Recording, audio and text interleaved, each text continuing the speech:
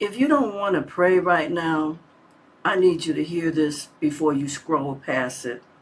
You're not backslidden. You're not losing your faith. Something happened. An unanswered prayer, an unmet expectation, a moment you felt God let you down, and it shut something off inside you that you haven't dealt with yet.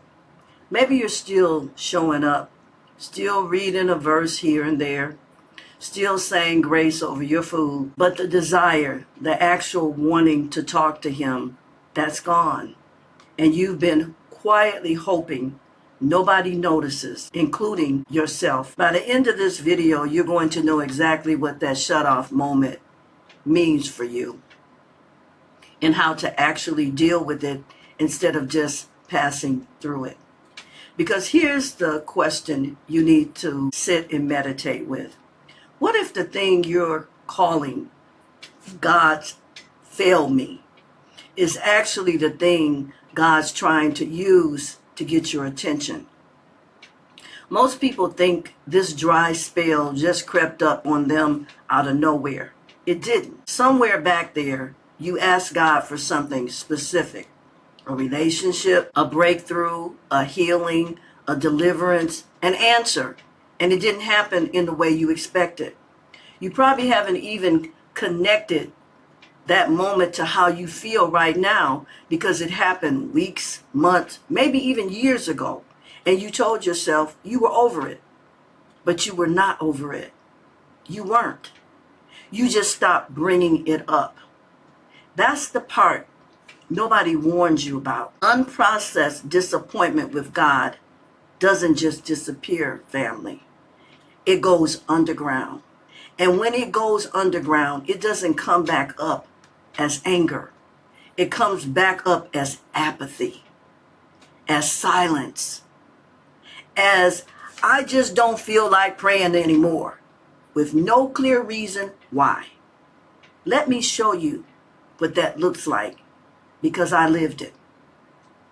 When I was 40, and I'm now 71, so this was over 30 years ago, I prayed for God to move in a specific relationship with my son's father. I wanted us to get on the same page, to come together and make it work.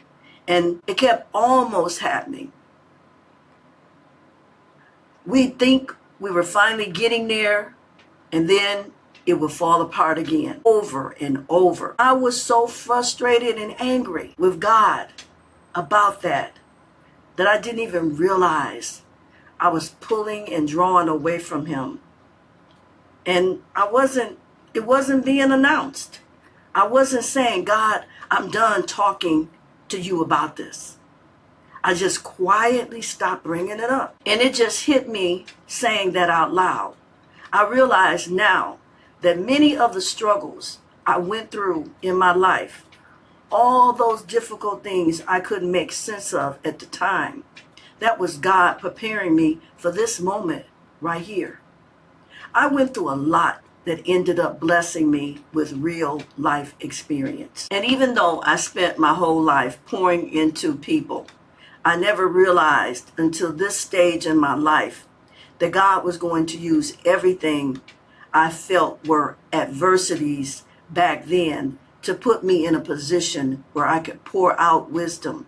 Not wisdom from something somebody told me, not from something I saw happening, not from something I saw happening to somebody else, but wisdom from what I actually lived. When I come here, family, I'm telling you lived experience, not something I read in a book. This is what I lived and what I learned, and I want to help you live a better life without making the same mistakes I made or the same mistakes somebody in your circle is making right now. Think about it this way. If a friend let you down and you never said anything about it, you wouldn't just forget it happened. You just quietly pull back from them without even realizing you were doing it. That's exactly what happens between you and God right now. Now, somebody watching this might say, But I prayed about the other things since then, and God came through on those, so this doesn't apply to me. Sure, tell yourself that. But one answered prayer or other answered prayers doesn't erase the sting of that one that didn't get answered, especially if that one mattered the most to you. The prayer you stop talking about is usually the one still running the show underneath everything else. So if you want to know why you don't feel like praying, stop looking at your discipline and start looking at your history. There's a specific moment in there, and it's been quietly shutting the door for a while now. But once you find that moment, you have to deal with what you actually believe happened in it. Once you find that moment, here's where most people get stuck. They decide God failed them. And once that verdict is in, everything else about their faith gets reinterpreted through it. Every sermon, every worship song, every Bible verse gets filtered through, well, he let me down once, so. But that verdict is wrong, or at the very least, incomplete. Here's my contention. The silence you experienced wasn't God failing to show up. It was God not showing up on your timeline or in the form you demanded. That's a very different thing, and the difference matters more than you actually think. The reason it matters is because one version makes God unreliable. The other version means you had the wrong picture of what you were actually owed in the first place. Somebody could push back on that and say, that sounds like you're just letting God off the hook. I'm not. What I'm saying is you don't actually know what would have happened if he'd given you exactly what you asked for, exactly when you asked for it. You've seen this play out before in your own life outside of faith. You didn't get a job you wanted. A year later, you found out the company folded. You didn't end up with someone you prayed to be with, and later you saw who they turned into. I'll give you a real one from my own life because this is in theory for me.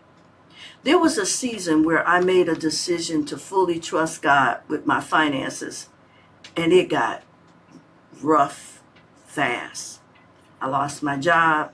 I had to move in with family. My son had to leave school without completing his degree, come back home, work 2 to 3 jobs just so we could get back on our feet. And that was one of the most humiliating seasons of my life. I had never been without a place of my own and the ability to take care of us since the day I left my parents' home. I eventually took a job so far beneath my education and my skill level that it embarrassed me every single day.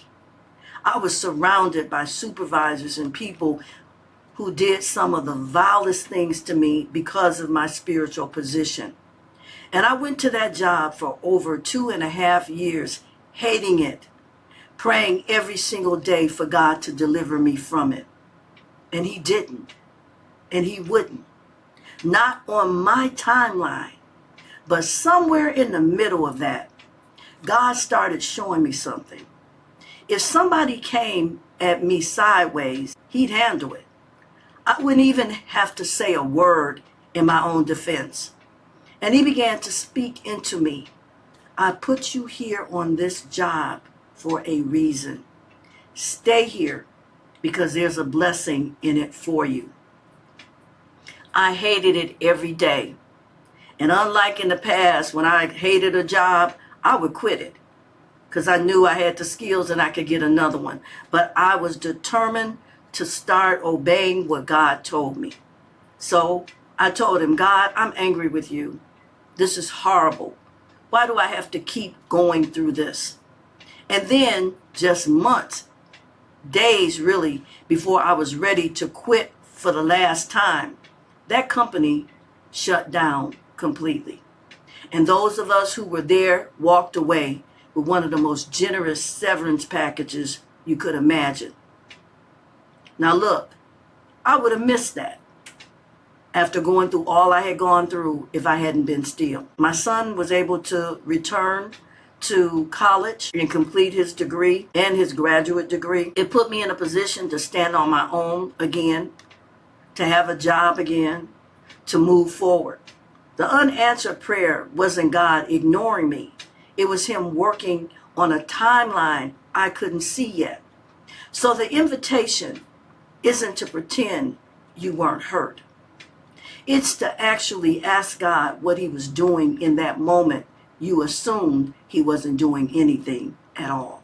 I'm going to say that again. I am inviting you at this moment to actually ask God what he was doing or is doing in this moment that you are assuming he isn't there doing anything at all. And once you're willing to ask that question, you can actually start wanting to talk to him again. A lot of people try to fix a dry spell by just gritting their teeth and praying anyway, forcing themselves through it like it's a workout they're avoiding. That's not going to work here. You already know that from your past experience. My contention is that forced discipline without honesty just deepens the disconnect. It doesn't heal it. The reason is simple. You can say the words to God without ever actually talking to him. He knows the difference, even if you're pretending not to know it yourself. Think about a conversation with someone you're upset with, where you're just going through the motions, saying what you're supposed to say without meaning any of it. That doesn't rebuild a relationship. It just delays the real conversation. Somebody might say, but doesn't the Bible say to pray without ceasing? Shouldn't I just push through it? Yes, but pushing through and pretending are two very different things. Pushing through means you show up honest, even if what you say is, God, I'm angry that you didn't come through and I don't understand it. That's still prayer. That is actually a more honest prayer than the polished version you've been forcing out. Here's what I learned to do. I want to give this to you directly. When I don't feel like praying, I don't force a polished prayer out. I say, God, I don't know what's going on in me right now, but I have no desire to pray. I have no desire to do the spiritual things I know I should be doing. Whatever is happening in me that's causing me to want to pull away from you, I need you to rectify that. And then I get back to it. I still pray. I just don't pray the same kind of prayers anymore. I pray for God to get me back to the right frame of mind with him.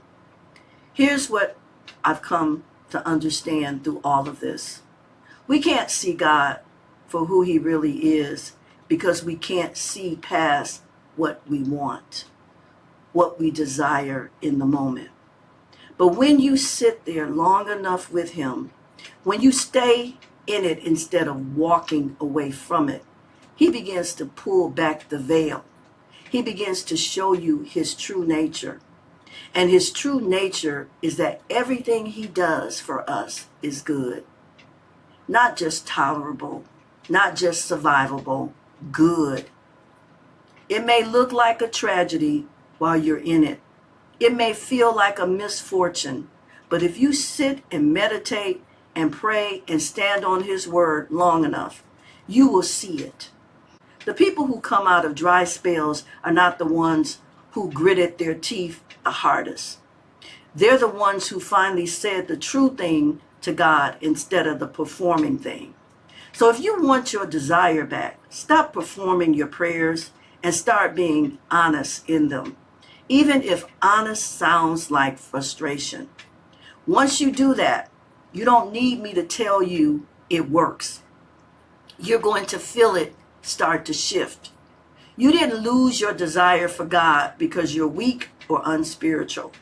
You lost it in one specific moment you never dealt with honestly, and it's still waiting for you to go back and deal with it. And family, this is going to be a process in a number of things you go through as you grow with God. When you get in those dry spells in specific areas, you got to go and work those things out just like you would in a relationship. If this helped you see something you haven't connected before, like the video, share it with someone who needs it, and leave a thoughtful comment letting me know which part hit you the most. I'm Deborah, and this is Family Still Matters. And because family still matters, understanding God's purpose in our dry seasons is how we find our way back to Him.